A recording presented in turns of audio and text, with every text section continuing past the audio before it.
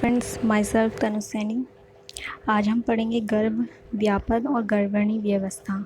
गर्भणी व्यवस्था में हम पढ़ेंगे गर्भिणी परिचय, गर्भ उपघात कर भाव, दोहृदय और गर्भ व्यापद में हम पढ़ेंगे निदान, संप्राप्ति, चिकित्सा, गर्भस्राव, गर्भपात, गर्भशोष, उपविष्टक, नागोदर, उपशुष्क, लीन गर्भ। ये सब हम यहाँ पर पढ़ने वाले हैं। पहला हम पढ़ेंगे गर्भिणी का सामान्य आहार विहार। यहाँ पे हम व्यवस्था देखते हैं गर्भिणी की कैसे करते हैं। आचार्य चरक ने कहा है कि उत्तम संतान की इच्छा रखने वाली स्त्री जो होती है उसे विशेष रूप से हितकर आहार विहार करना चाहिए। आचार्य सुश्रुत ने कहा है कि गर्भिणी को प्रथम दिन में ही नित्य प्रति प्रसन्नचित श्वेत स्वच्छ वस्त्र धारण करने चाहिए और मंगल कर्म हवन कर्म करना चाहिए। वह हृदम द्रव विशेषकर मधुर स्निग्ध पदार्थों का दीपनीय द्रव्यों से संस्कार कर भोजन करें। अष्टांग संग्रह। गर्भिणी को योग क्षेम सुख दुख गर्भ के ही समान होता है, अतः गर्भिणी को प्रिय तथा हितकर आहार विहार द्वारा गर्भ की रक्षा करनी चाहिए। फिर अष्टांग हृदय ने क्या कहा है कि जीवनीय गण की औषधियाँ बाह्य और आंतरिक प्रयोग करनी चाहिए। आचार्य काश्यप ने कहा है कि गर्भावस्था में जो अन्नपान गर्भिणी स्त्री सेवन करती है बच्चे को वही साथ में होता है, अतः देश काल और अग्नि की मात्रा के अनुसार भोजन करना चाहिए। और गर्भिणी के वस्त्र निवास स्थान तथा उपचार का विशद वर्णन करना किया है। दुग्ध प्रयोग से गर्भ पुष्टि और दृढ़त्व प्राप्त करता है। मांस गर्भधान कारक, गर्भ पुष्टिकर, गर्भिणी की वायु का शामक रस युक्त मांस परमौषध है। दुग्ध के साथ सिद्ध किया हुआ मधुर अथवा लवण मांस रस गर्भकाल में प्रशस्त है। फिर बताया गर्भिणी के लिए कौन सा विशिष्ट जल होना चाहिए स्नानार्थ के लिए। अष्टांग संग्रह ने कहा बिल्व, कार्पास, सरवाल, पाटली, पीचुमंद, अग्निमंद, जटामांसी, एरंड के पत्तों से बनाए गए क्वाथ को शीतल करके या सर्वगंधोदक से गर्भिणी स्त्री को प्रतिदिन स्नान करना चाहिए। अष्टांग हृदय कटे हुए वातग्न पत्तों के क्वाथ को शीतल करके प्रतिदिन स्नान करें। गर्भिणी द्वारा मणि धारण मतलब त्रिव्रत की मणि हमें शोणी में धारण करनी है। मासानुमासिक गर्भिणी परिचय या चरक शारीरिक स्थान में 8/32 बताया है। प्रथमे मासे शंकिता च चेद गर्भम अपन्ना क्षीरम अनुसंस्कृत मात्रा वच्छितम काले काले पीवेत सात्म्यमेव च भोजनम सायं प्रातश्च भुंजीत। यह प्रथम मास का। द्वितीय मासे क्षीरमेव च मधुर औषध सिद्धम। तृतीय मासे क्षीरम मधुर सर्पी अभ्याम उपसंसृज्य। चतुर्थे मासे क्षीर नवनीतम क्षमात्र अश्नीयात्। पंचमे मासे क्षीरसर्पी। षष्ठे मासे क्षीरसर्पी मधुर औषध सिद्धम तदेव। सप्तमे मासे अष्टमे तु मासे क्षीर यवागु सर्पीष्मति काले काले पीवेत। नवमे तु खल्वेनाम मासे मधुर औषध सिद्धेन तैले अनुवास्येत। अतश्च ये वस्या तैलात् पिच्चुम योनौ प्रणेद गर्भस्थान मार्ग स्नेहार्थम। है ना। मास में हमें प्रथम मास में बोला है चरखने की अनुपसंस्कृत क्षीर मात्रावत शीत समय समय पर देना है। और द्वितीय मास में कहा है कि मधुर औषधि सिद्ध क्षीर होना चाहिए। तृतीय मास में मधुर सर्पी संस्कृत क्षीर होना चाहिए। चतुर्थ में क्षीर नवनीत अक्ष मात्रा होना चाहिए। पंचम में क्षीर सर्पी। षष्ठम में मधुर औषधि सिद्ध क्षीर सर्पी। और सप्तम में बिल्कुल षष्ठम की तरह अष्टम जो होता है सर्पी युक्त क्षीर यवागु। नवम मधुर औषधि सिद्ध तैल की अनुवासन वस्ती और पिच्चू देना है। फिर सुश्रुत ने कहा है कि प्रथम द्वितीय और तृतीय में हमें सेम रखना है, मधुर शीत द्रवप्राय आहार देना है। लेकिन जो तृतीय है उसमें हमें षष्ठी कौदन पैसा भी रखना है। चतुर्थ में है पयो नवनीत संस्कृत जांगम मांस हृदम अन्न के साथ। और षष्ठी गोधन ददता। तुदना। पंचम में हमें करना है शीर सर्पि संस्कृत जांगल मांस रदम अन्न के साथ षष्टिक ओदनम पैसा करना। षष्टम में गोक्षु सिद्ध घृत या यवागु मात्रा अनुसार पान करना और षष्टिक ओदन सर्पिशा करना। सप्तम में हमें करना है पृथक पर्ण्यादि सिद्ध घृत। अष्टम में करना हमें बदारोक्त क्वाथ से अस्थापन बस्ती। उसके बाद हमें क्षीर और मधुर औषधि सिद्ध त्याग करना है। अनुवासन बस्ती में प्रसव काल तक स्निग्ध यवागु तथा जंगम मांस रस करना है। एनालिसिस बताया यहाँ फर्स्ट ट्राइमेस्टर में नोजिया वोमिटिंग या लॉस ऑफ एपिटाइट होती है, उसमें हमें मधुर शीत द्रवप्राय आहार लेना है। ये क्या करते हैं, डिहाइड्रेशन को प्रिवेंट करती है। फिर मधुर वर्ग की औषधियाँ भ्रंगण करती है गर्भ एवं गर्भिणी के स्वास्थ्य रक्षण के लिए। फोर्थ मंथ से क्या होता है, मस्कुलर टिश्यू जो फीटस ग्रो है उसकी मस्कुलर टिश्यू मोर होती है। Required more protein supplied by मांस रस। सिक्स्थ मंथ में पीडल एडिमा होता है जिसे हम प्रिवेंट करते हैं गोक्षुर से। सेवेंथ मंथ में विदारी गंध आदि मूत्रल भ्रंगण शोषनाशक तथा पित्त कफनाशक गर्भ और गर्भिणी के स्वास्थ्य का रक्षण होता है। लेट प्रेगनेंसी में कॉन्स्टिपेशन होता है जिसमें आस्थापन बस्ती करते हैं, ये विमलनाशक करनी है। अनुवासन बस्ती गर्भाशय को बल प्रदान करती है और योनि तैल पिच्चू योनिपथ को मृत्यु कर प्रसव में सहायक और कीटाणुनाशक होता है। आचार्य बेल ने कहा है कि नवम मास में कदम तेल की अनुवासन वस्तु देनी चाहिए। अष्टांग संग्रह में कहा है कि प्रथम मास में उपसंस्कृत क्षीर समय से मात्रा अनुसार दें। उससे भी पहले क्या करना है, 12 दिन तक दूध से उत्पन्न घृत को शाली पड़ने और पलाश से श्रत करके स्वर्ण या चांदी के साथ कथित शीतल जल के साथ मधुर शीतल द्रवप्राय या साथ में आहार प्रातः और शाम करना है। लाभ क्या होंगे, गर्भिणी परिचर्या से गर्भ विकार रहित होगा, उसकी गर्भ की वृद्धि होगी, सामान्यता स्त्री स्वस्थ रहकर आरोग्य बलवान स्वर तथा संहनन युक्त संपूर्ण जाति में श्रेष्ठ संतान उत्पन्न करती है। मासानुमासिक परिचर्या से प्रसव उपरांत तक क्या करते हैं, गर्भ धारणी अपरा कुक्षी कटी पार्श्व एवं पृष्ठ मृदु होती है, वातानुलोमन होता है। मूत्र पुरुष स्वाभाविक रूप सुखपूर्वक निकलते हैं। चर्म नख आदि में मृदुता आती है। गर्भिणी में बल बंड का उपचय होता है। गर्भिणी आकांक्षित सर्वगुण संपन्न होता है। सुखी स्वस्थ पुत्र सुखपूर्वक उचित काल में जन्म देती है।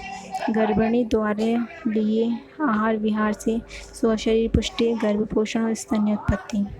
फिर गर्भ उपद्रव कौन से होते हैं, 8 गर्भ उपद्रव होते हैं। इसमें शोर शल्लास छर्दी शोक ज्वर अरुचि अतिसार विवरणता।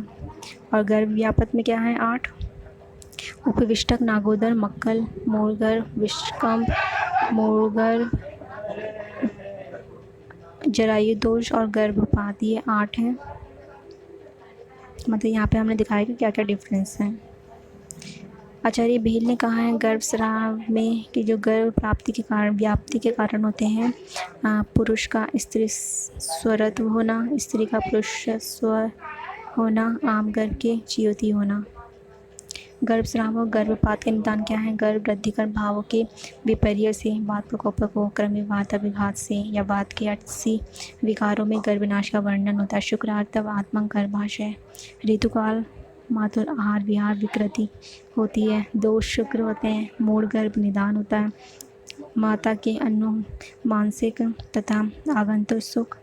विंशति योनि व्यापक पुत्रग्नि जातग्नि वामिनी असृजा अप्रजा मिथ्याचार प्रदुष्ट आर्तम बीजोष दैव।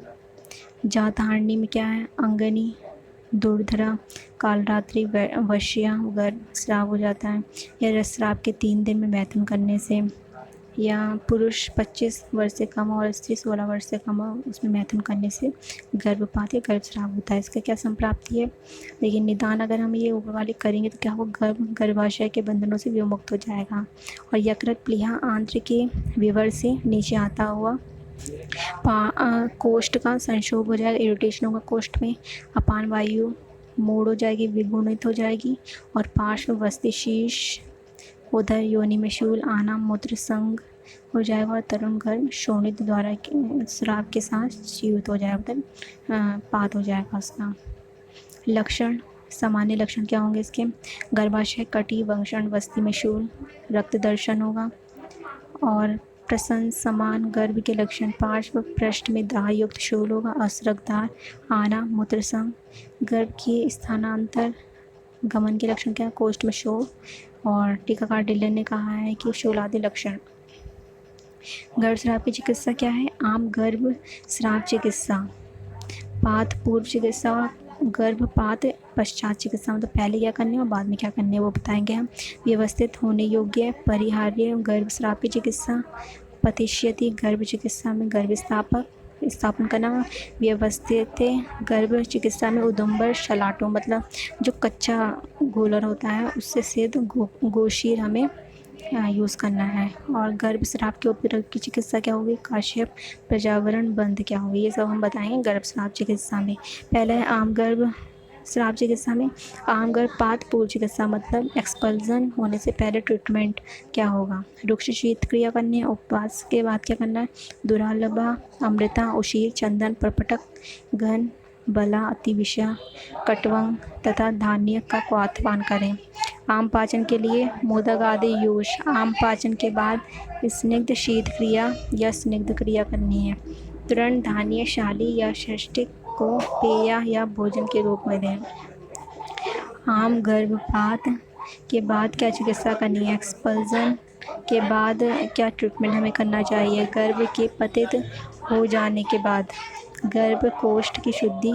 वेदना के विस्मरण के लिए सामर्थ्यानुसार मद्यपान करना चाहिए। मद्यपान के बाद क्या करना चाहिए हमें? स्नेह रहित लघु पंचमूल सिद्ध पेय पान करना चाहिए। और जो मद्यपान नहीं करती है उसके लिए तिल उदालक से बनाई पाचन द्रव्य युक्त स्नेह लवण रहित यवाओं का प्रयोग उतने दिन तक करें जितने मास का गर्भपात हुआ है। फिर आम गर्भ शेष रहने पे क्या करना? पुनः पुनः शूल उत्पन्न करता है तो उसमें तीक्ष्ण आदि द्रव्यों द्वारा नवशेष स्थिति तक उपचार करें। आम गर्भ के पूर्ण निकल जाने के बाद क्या करना है? स्नेहपान, बस्ती, दीपनीय, पाचनीय, जीवनीय, भ्रंगणीय, मधुर द्रव्य प्रयोग, वातर आहार द्वारा चिकित्सा करनी चाहिए। अकाल प्रसूता या अप्रसूता को स्नेहपान का निषेध है। परिहार्य गर्भस्राव व्यवस्थित होने योग्य की चिकित्सा क्या होगी? आचार्य चरक में गर्भ स्थापन बताया है। स्त्री को मृदु सुखकारी और शीतल बिस्तर पर सिर को थोड़ा सा नीचे की ओर करके शयन कराएं। फिर सामान्य चिकित्सा सिद्धांत क्या है? सुश्रुत ने कहा है कि शीतल परिषेक अवगाह प्रदेय करना है। जीवनीय औषधियों से श्रत क्षीरपान करना है। बेल ने बताया दोषानुसार चिकित्सा करनी है। भागवत ने कहा शोधन भी रहित रक्त पित्त की क्रिया करें। काश्यप ने कहा पथ्य क्या है? क्षीरपान और अपथ्य है उष्णोदक अनुपान नहीं करना चाहिए। बाह्य प्रयोग क्या है? एक्सटर्नल यूज़ क्या करना है? योनि पिचू, यष्टि मधु घृत अति शीतल जल में रखे हुए या न्यायग्रोधादि तैल स्वरस कषाय शीरी वृक्ष स्वरस का करना है योनि पिचू।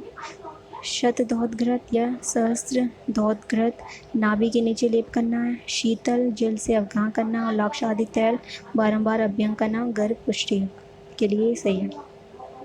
अभ्यंतर यूज़ क्या है? गर्भ स्थापन, औषधियाँ, क्षीर सर्पी, धात की गैरिक रसायन, सर्जरस चूर्ण मधु के साथ देना है। पुंसवन कर्मांतर्गत वर्णित लक्ष्मणा का मुख या नासा से प्रयोग करना है। न्यायग्रोधादि शुंग से सिद्ध क्षीर सर्पी एक अक्ष मात्रा में खाने को दें। न्यायग्रोधादि गण के वृक्षों की त्वचा का या कोमल पत्तों को अकेले या दुग्ध के साथ पान। शश एण हरिण को रक्त और शहद के साथ पान करना है। अष्टांग संग्रह ने कहा है। गर्भपात प्रतिषेधार्थ वर्णबंध क्या है? ये काश्यप के अकॉर्डिंग है। कल्पस्थान के रेवती कल्प अध्याय में इसका वर्णन है। वर्णबंध मंत्र चिकित्सा है। मातंगी विद्या का प्रयोग करते हैं। बंद गर्भिणी को 8वें मास में करना चाहिए क्योंकि 8वें मास के बाद तो प्रसव का कार्य हो जाता है तो उससे पहले हमें करना चाहिए। 8वें मास के बाद इसका प्रयोग निषेध है। उपादेयता क्या है? ऋतुमती स्त्री को सुनाए जाने पर वो गर्भवती हो जाती है। अगर गर्भवती है तो पुत्र वाली हो जाती है। और कष्ट प्रसव है तो शीघ्र सुख प्रसव हो जाता है। जिसके पुत्र मर जाते हैं उसे सुनाया जाने पर जीवित पुत्र होता है और वह एवं शत्रु का नाशक है। अब हम पढ़ेंगे गर्भ व्यापत क्या होते हैं। गर्भशोष, वाताभिपन और वातोदर। गर्भशोष बोला है चरक ने, वाताभिपन बोला शिशुत्र ने और भेल ने कहा है वातोदर। आचार्य चरक ने क्या कहा, गर्भाधान के बाद असंजात सार गर्भ, मतलब 4th मंथ से पहले पहले जो होता है वो असंजात सार गर्भ होता है, क्योंकि उसका पूरा परिपक्व नहीं होता है।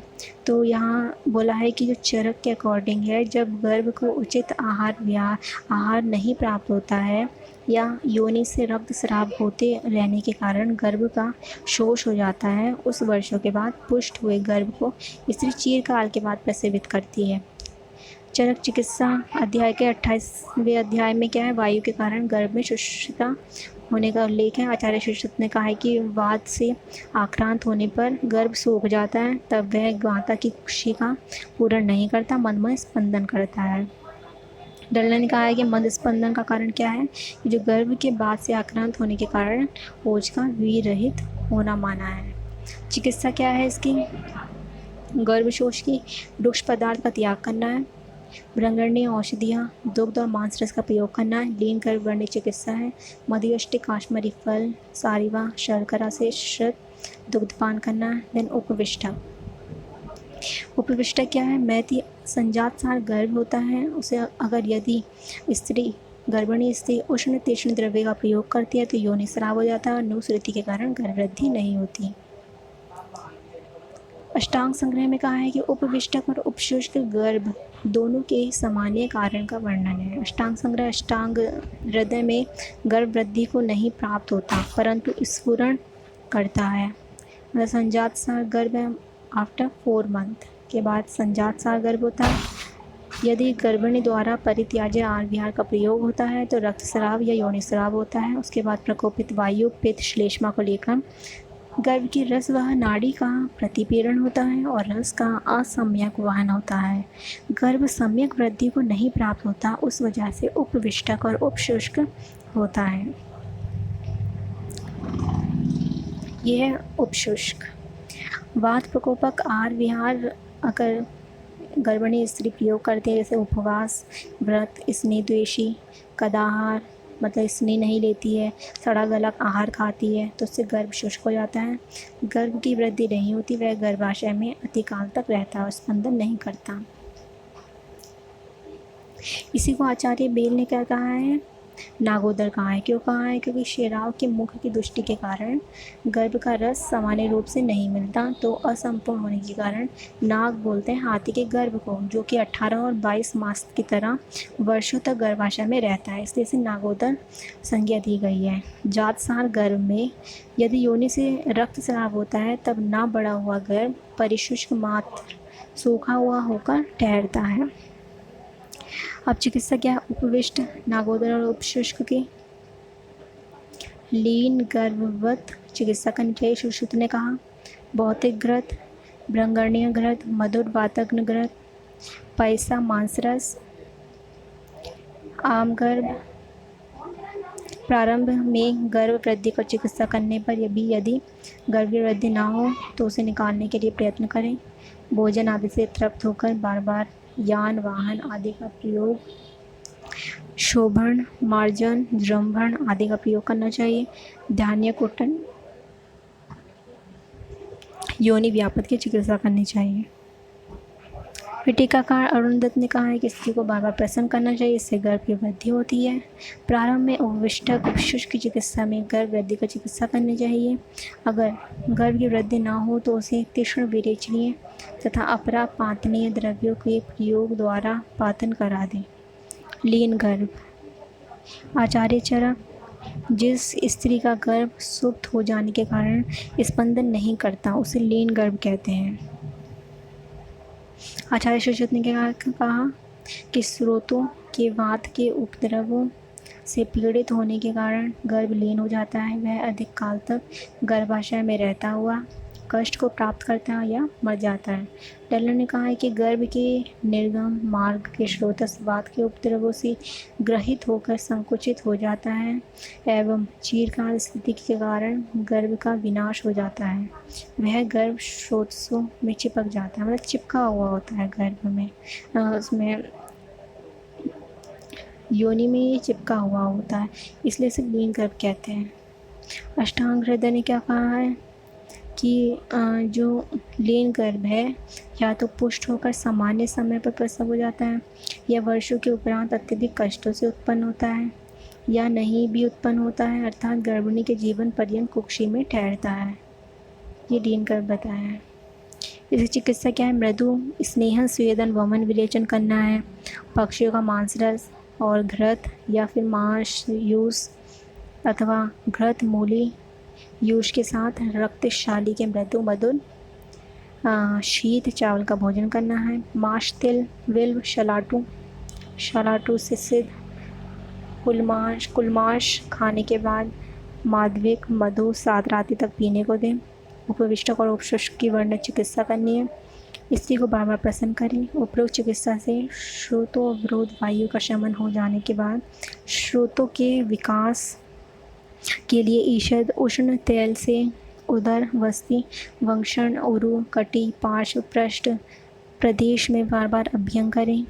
कालातीत स्थायी गर्भ में मतलब काफ़ी टाइम से स्थायी है, उसमें क्या करना है? धान्य कूटन करना है, विषम यान और आसन का सेवन करें। नेक्स्ट है गर्भाशय। गर्भाशय में क्या है? गर्भ का स्पंदन ना होना और कुक्षी का अनुन्नत होना। आचार्य भाव मिश्र ने उपयुक्त वर्णन के साथ ही लिखा है कि गर्भाशय पीड़ित स्त्री मृगजा आदि वरा के सुसंस्कृत गर्भों के मांस वसा या भुने हुए मांस के अनेक प्रकार से खाने की इच्छा करती है। चिकित्सा क्या है इसकी? वस्ती काल प्राप्त होना मतलब 8वें मास में शीर वस्ती का प्रयोग करें। मेदीय अन्न स्निग्ध अन्न का प्रयोग करें। दोष धातु मल बर्ण शीर मनुष्य उन क्षीण हुए पदार्थों के वृद्धिकारक द्रव्यों के ही खाने की इच्छा करता है, अतः गर्भाशय पीड़ित स्त्री को गर्भ या मांस का सेवन गर्भ वृद्धि कारक है। गर्भ वृद्धि की क्या लक्षण है? उदर की अतिवृद्धि होगी, अधिक स्वेद होगा और प्रसव में महान कष्ट होगा। चिकित्सा क्या है इसकी? यथा योग्य साथ में संशोधन संशमन आहार विहार द्वारा चिकित्सा करें। जो क्षय के अविरुद्ध है मतलब वृद्ध दोष धातु का क्षय ना करते हुए केवल बढ़ी हुई मात्रा की ह्रासकारक के आहार विहार एवं चिकित्सा का प्रयोग करें। जरायु दोष क्या है? विकृत जरायु के द्वारा गर्भ का आच्छादन जरायु दोष कहा जाता है। गर्भ के आवेष्टन रूप विशिष्ट चर्म को जरायु कहते हैं। गर्भाशय में स्थित गर्भ को आवेष्टित करने वाले जरायु में अल्प विकार होने पर उसे जरायु दोष कहते हैं। गर्भाशयांतर मृत गर्भ क्या है कि आचार्य चरक ने कहा है कि दोषों के अत्यधिक संचित होने से या तीक्ष्ण उष्ण द्रव्य के अत्यधिक सेवन से, वात मूत्र पुरुष के वेग धारण करने से, विषम शयन आसन खड़े होने से, उदर में दबाव पड़ने से या विघात लड़ने से, प्रकोपित वायु से, क्रोध शोक ईर्ष्या भय त्रास आदि से या अत्यधिक साहस या अन्य कारणों से गर्भ कुक्षी में मर जाता है। आचार्य सुश्रुत ने क्या कहा है कि माता के मानसिक या आगंतुक व्याधियों से पीड़ित होने से या गर्भ के स्वयं के व्याधियों से पीड़ित होने से गर्भ कुक्षी में मर जाता है। इसका संप्राप्ति क्या बना? निदान में क्या है? गर्भ गर्भाशय के बंधनों से विमुक्त होता है। उसके बाद यकृत प्लीहा आंत्र के विवरों से नीचे आता हुआ कोष्ठ का संशोधन होता है। अपान वायु मोड़ हो जाती है, विगोड़ हो जाती है। पार्श्व बस्ती शीर्ष उदर योनि में शूल आना मूत्र संग होता है और मृत गर्भ हो जाता है। लक्षण क्या है इसके? गर्भ के स्पंदनों तथा आदि का नाश हो जाता है। श्यात या पांडुता वर्ण हो जाता है। उच्छ्वास में पूती गंध आती है। शूल आदि लक्षण होते हैं। आचार्य चरक ने कहा है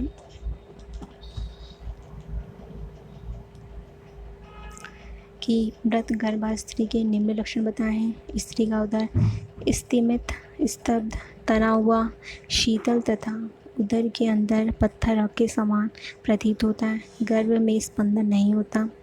अत्यधिक वेदना आदि प्रारंभ नहीं होती। योनि से स्राव नहीं होता। यथावत मल मूत्र आदि की उपलब्धि नहीं होती। आंखें शीतल अंधकार की प्रतीति व्यथा भ्रम श्वास अत्यधिक कष्ट होता है। ये सब लक्षण बताएं। चिकित्सा क्या है? चरक के अकॉर्डिंग औषध, मंत्र और शल्य कर्म करना है। औषध क्या है? जरायु पातनान वर्णित कर्म, ये समशमन चिकित्सा करनी है। अथर्ववेद वर्णित मंत्र आदि कर्म करना है। शल्य कर्म में अनुभवी शल्यार्था द्वारा शल्य निवारण करना है। शल्योद्धरण पश्चात चिकित्सा क्या है? आम गर्भ शल्य निकालने के बाद चिकित्सा क्या है कि मध्य के बाद स्नेह रहित यवागु देना, उसके बाद स्नेह करना है। मध्य प्रयोग में क्या है? गर्भाशय की शुद्धि, अति विस्मरण तथा प्रहर्षण के लिए सुरा, सीधु, अरिष्ट, मधु, मदिरा, आसव आदि मद्य को स्त्री को सामर्थ्य के अनुसार पान करना। उसके बाद स्नेह रहित यवागुओं को उपयुक्त आहार द्वारा बल की रक्षा करने वाले तथा दोष धातु की क्लेद के विशोषण तक उपचार करें। उसके बाद क्या स्नेह प्रयोग करना है? दीपनीय, जीवनीय, भ्रंगणीय, मधुर वाथर द्रव्यों से सिद्ध स्नेह का पान, वस्त्र तथा आहार विधि द्वारा उपचार करना है।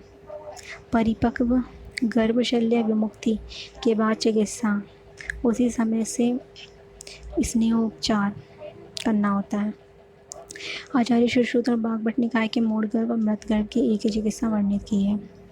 इंट्रायूट्राइन फीटल डेथ क्या होती है? Antepartum death occurring beyond 28 weeks. 28 week के बाद जो एंटीपार्टम डेथ होती है उसे IFT कहते हैं, IUFT। कॉजेज़ क्या है इसकी? Placental insufficiency, maternal complication, placental complication और फीटल कॉम्प्लिकेशंस हैं। भावपत्य या बहुगर्भता बोलते हैं ऐसे। अष्टांग संग्रह अष्टांग हृदय में कहा है कि वायु के द्वारा शुक्र आर्तव का जितने खंडों में विभाग होना होगा उतने ही अपत्य की उत्पत्ति होगी, मतलब मल्टीपल प्रेगनेंसीज कहते हैं। वायु द्वारा कलन का विभाजन यमल गर्भ की उत्पत्ति का कारण है। हारित ने कहा दोष धातु के विशिष्ट प्रकार के संयोग से गर्भ में अंग प्रत्यंग का निर्माण संभव होता है।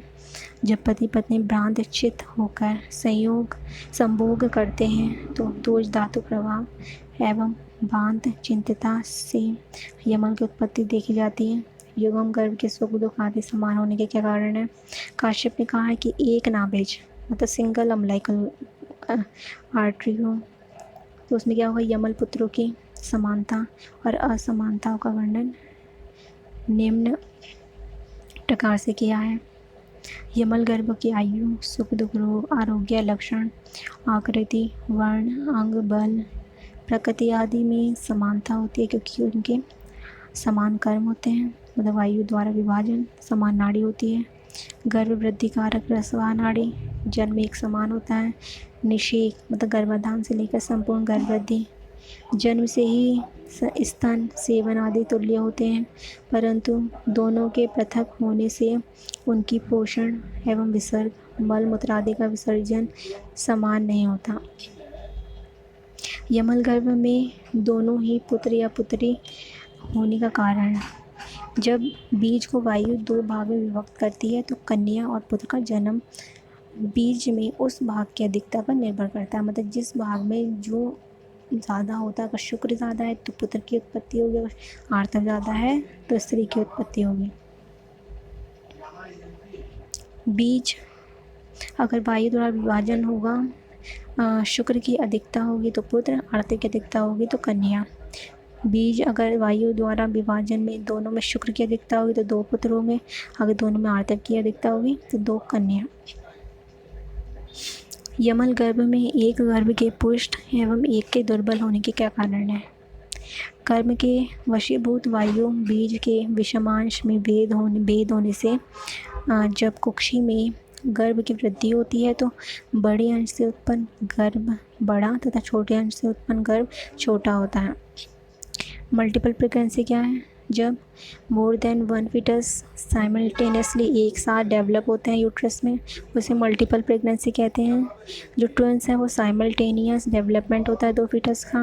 ट्रिपलेट 3 फीटस, क्वाड्रुप्लेट 4, क्विंटुप्लेट 5 और सेक्सटुप्लेट 6। ट्विंस जो होते हैं वो वैराइटीज़ होती हैं इसके, एक डाइजाइगोटिक और मोनोजाइगोटिक। डाइजाइगोटिक जो होता है वो 2/3 रहता है, फर्टिलाइजेशन होता है 2 ओवा का। मोनोजाइगोटिक 1/3 है, फर्टिलाइजेशन सिंगल ओवम का होता है। ठीक है, अब हम पढ़ेंगे दो हृदय। गर्भ एवं स्वयं का हृदय इस प्रकार दो हृदय वाली होने के कारण स्त्री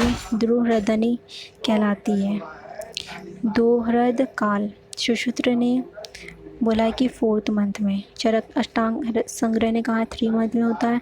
अष्टांग हृदय में 2 मंथ का होता है। हारित में 3 मंथ का होता है। भावमृष में 4 मंथ का। मॉडल में 4 मंथ का। दोहृद उत्पत्ति का क्या कारण है कि गर्भ के जिस काल के में इंद्रिय अभिव्यक्त होती है उसी समय में गर्भ के मन में वेदना का संबंध होता है, अर्थात मन सुख दुख आदि का अनुभव करने लगता है। इसीलिए उस समय से इस गर्भ जो होता है वो स्पंदन होता है उसमें। वह गर्भ पूर्व जन्मों में अनुभूत किए हुए विषयों की आकांक्षा करती है जो माता के द्वारा अभिव्यक्त होती है। इसीलिए यह काल वृद्ध लोगों द्वारा दोहृद कहा जाता है। गर्भ का हृदय मात्रज अंग से निर्मित होता है तथा वह माता के हृदय से रसवाही धमनियों से जुड़ा होता है। अतः वह गर्भ उन धमनियों के द्वारा अपनी इच्छाओं को प्रकट करती है, अर्थात माता द्वारा प्रकट की जाने वाली विशिष्ट इच्छाएं वास्तव में गर्भ की होती हैं। दोहृद की पूर्ति या अपूर्ति का क्या परिणाम है? दोहृद का अगर आप अपमान करेंगे, उन्हें अपूर्ति करेंगे, उन्हें पूर्ण नहीं करेंगे तो उससे गर्भ विकृति या नाश हो जाता है। द्विहृदया स्त्री जिन जिन इच्छाओं को व्यक्त करती है गर्भ विनाशक भावों को छोड़कर अन्य इच्छाएं पूर्ण करनी चाहिए। चक्रपाणी ने कहा कि महती आकांक्षा, जो बड़ी आकांक्षाएं होती हैं अगर उसे विद्यात करोगे, सप्रेस करेंगे तो गर्भ नाश होगा, फीटल डेथ हो जाएगी। अगर छोटी आकांक्षाओं को विद्यात करेंगे तो गर्भ विकृति होगी, एबनॉर्मलिटीज़ हो जाएगी। गर्भ उपघात कर भाव क्या है? तो जो नहीं करना चाहिए गर्भिणी को। गर्भिणी तीक्ष्ण औषध व्यायाम वर्जनीयाम, मतलब गर्भिणी के लिए तीक्ष्ण औषधि व्यायाम वर्जनीय है, मतलब नहीं करना चाहिए। गर्भोपघात कर जो भाव है उनको बोला है कि ये सब भाव नहीं करने चाहिए। ये सभी तथा जो वृद्ध लोग उपदेश करते हैं जैसे देवता राक्षस और उनके अनुचरणों से रक्षा के हेतु रक्त वस्त्र धारण, मदकारक द्रव्यों एवं मद्य का सेवन ना करें, सवारी पर ना चढ़ें, मांस ना खाएं तथा सभी इंद्रियों के प्रतिकूल भावों को दूर से ही परित्याग करें, ना कुएं को देखें, ये सब ना रात्रि में आचरण करें, ना अधिक मधुर रस खाएं। कोई सा भी रस हमें अति नहीं खाना चाहिए। अगर हम मधुर रस खाएंगे तो क्या होगा? सब प्रमेही संतान की उत्पत्ति होगी। अगर हम लवण रस खाएंगे तो क्या होगा? झुर्रियाँ उत्पन्न हो जाएंगी संतान को। तो ये सब हमें नहीं करना चाहिए। अगर गर्भिणी शोक में रहेगी तो क्या होगा कि डरपोक संतान की उत्पत्ति होगी। इसलिए हमें जो कार्य बोला है कि ये भाव हमें नहीं करने चाहिए तो उसे नहीं करना चाहिए, वरना संतान पर इसका प्रभाव पड़ता है। सुश्रुत ने कहा है कि मैथुन, व्यायाम, अतितर्पण, अतिकर्षण, दिवा स्वप्न, शोक, व्यय, स्नेह आदि क्रिया, रक्त मोक्षण का सेवन ना करें। Thank you for your views. Please share and subscribe our channel. Thank you.